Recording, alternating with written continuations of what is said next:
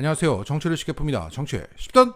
대파를 들고 투표장에 들어가지 말라는 선관위의 파틀막 때문에 전국 유세장과 사전 투표장은 대파로 넘쳐나고 있습니다. 이재명 대표는 대파 헬멧으로, 조국 대표는 대파 팻말로 유세를 했고 대파 사이로 보이는 이재명 대표라는 사진 기사까지 올라오고 있습니다. 그러니까 유세장의 지지자들이 죄다 대파를 들고 있기 때문에 이런 사진이 나오는 겁니다. 어딜 가나 다 대파라 눈이 매워요.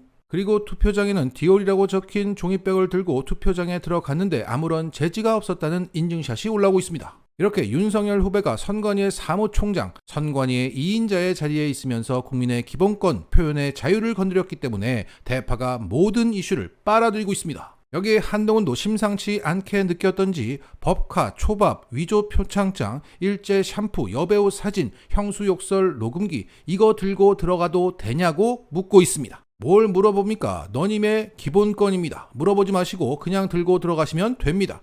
그런데 과연 얼마나 호응이 있을까 싶은 거죠. 법카, 초밥, 샴푸, 김부선, 형수욕설 이게 과연 도움이 될까요?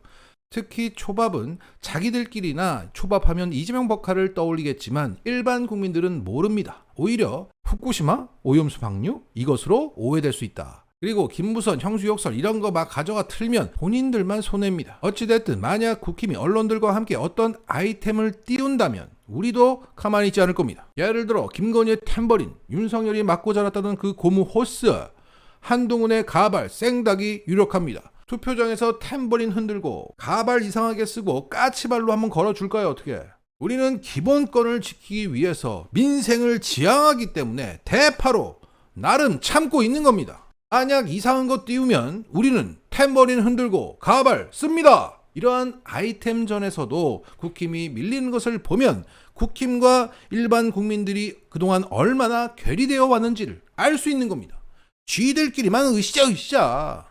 이런 상황만 봐도 국힘당은 TK 자민련으로 고립되어야 마땅한 정당입니다. 자, 이런 가운데 윤석열은 마지막 발악 중입니다. 어제자 연합뉴스의 기사 제목입니다. 이재명 헬기 논란, 부산대 병원 간 윤, 병원 신축 예산 전액 지원. 자, 그러니까 이재명 대표가 테러를 당했을 때 부산대 병원 대신 서울대 병원으로 헬기 타고 갔는데 윤석열은 이 부산대 병원에 예산 지원하러 왔다는 거죠. 한마디로 이재명이 버린 부산을 윤석열이 살리러 왔다 이겁니다. 그리고 이 부산대 병원을 찾기 전에 윤석열은 부산 강서구에서 김건희 없이 사전투표를 했습니다. 그러니까 불경 선거 상황이 안 좋으니까 부산 가서 사전투표하고 이재명이 버린 부산을 다시 상기시켜서 지지층 결집시키고 먼 부산이니까 김건희가 나오지 않을 명분도 되는 겁니다. 그래서 이런 일정을 짰다. 이 일정을 짜고 나서 역시 우리는 머리가 좋아 이러고 있을지도 모르겠습니다. 그리고 지난 4월 2일 윤석열은 충남 논산의 파평윤씨 집성촌을 방문했습니다. 그것을 유탐사는 선거 기간 종친의 참석은 선거법 위반이라고 보도를 했고 여기에 대통령실은 종친의 참석이 아니었다. 이번 방문은 중요 국가유산인 명제고택을 방문하기 위한 것으로서 선거와는 아무런 관련이 없는 일정이다 라고 해명했습니다. 쉽게 말해 윤석열이 문화재 보러 갔다가 이렇게 고향 어르신들 잠깐 뵈었다는 겁니다. 그런데 그 자리에서 문체부 장관이라던가 문화재청장이라던가 그 방문 목적에 부합하는 부하들을 데리고 간 게 아니라 이상민 행안부 장관, 김태흠 충남지사, 백성현 논산시장 등이 동석했습니다. 이것은 누가 봐도 파평윤씨 종친회의 지역 민원을 해결할 부하들을 데리고 간 겁니다. 결국 그 방문의 인적 구성을 봤을 때 문화재 보러 간 것이라는 해명은 거짓으로 보입니다. 더욱이 과거 윤석열은 2021년 8월 대권 도전을 선언하고 이 파평윤씨 종친회를 찾았습니다. 그리고 당선된 직후인 2022년 4월 총선을 앞둔 지금 세 번째 찾은 겁니다. 그때도 명제고택에서 이렇게 사진을 찍었습니다.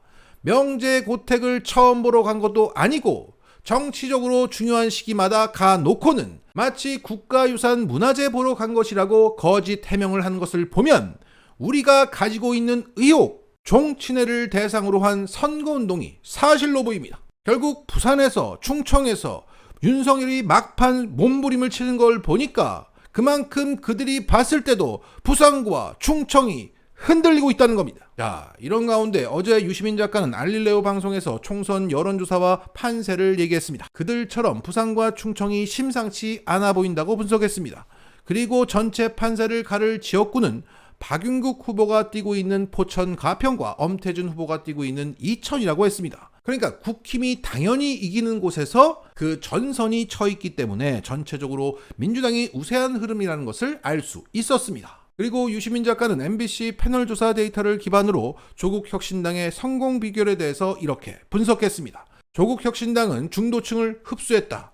진보의 언어로 중도를 설득했다. 자, 유 작가가 가장 신뢰할 만하다고 했던 MBC 패널 조사에 따르면 작년 1차 조사에서 국힘당은 28에서 출발해서 최종 25로 끝났습니다. 민주당은 34에서 출발해서 21이 됐고 도중에 생긴 조국혁신당이 25%가 됐습니다. 그렇게 되면서 국힘당과 민주진영 격차는 6%였는데 무려 21%나 벌어집니다. 결국 조국혁신당의 25%는 민주당이 잃은 건 13%니까 민주당에서 절반쯤 왔고 중도층이라고 통칭할 수 있는 사람들이 나머지 절반을 이루고 있는 겁니다. 다시 말해 4차 조사에서는 민주당에서 70%가 왔고 중도에서 30%가 붙어서 조국당 13%를 이루었는데 5차로 넘어오면서 민주당 절반, 중도층 절반으로 최종 25%가 됐다는 겁니다. 그러니까 지난 3월 초에 조국혁신당의 코어를 이루면서 중도층이 붙을 그릇을 미리 만들었던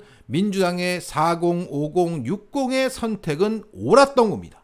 그렇다면 이러한 전략적인 판단을 했던 분들이 끝까지 조국혁신당에게 표를 줄까? 그건 모르는 겁니다. 한마디로 역할이 끝났으니 빠질 수도 있다. 기본적으로 이분들은 민주연합을 지지하는 사람보다 이재명을 지지합니다. 즉 전략적이면서도 이재명을 아낍니다.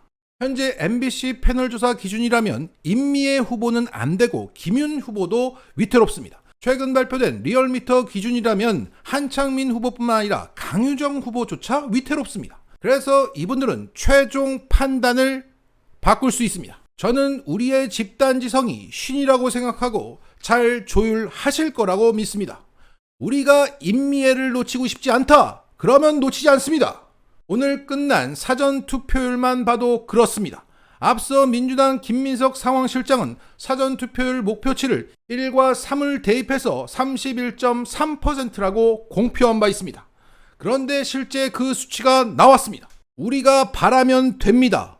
우리가 투표하면 됩니다. 자, 정리하겠습니다. 이번 총선 결과에서 확인될 시대 정신은 윤석열 이전으로 돌아가자는 게 아닙니다. 왜 윤석열이라는 시대의 또라이가 이 땅에서 나왔는지 다시는 나오지 못하게 파묘하자. 쇠말뚝을 뽑아버리자. 그래서 우리는 개혁을 넘어 개헌으로 갑니다.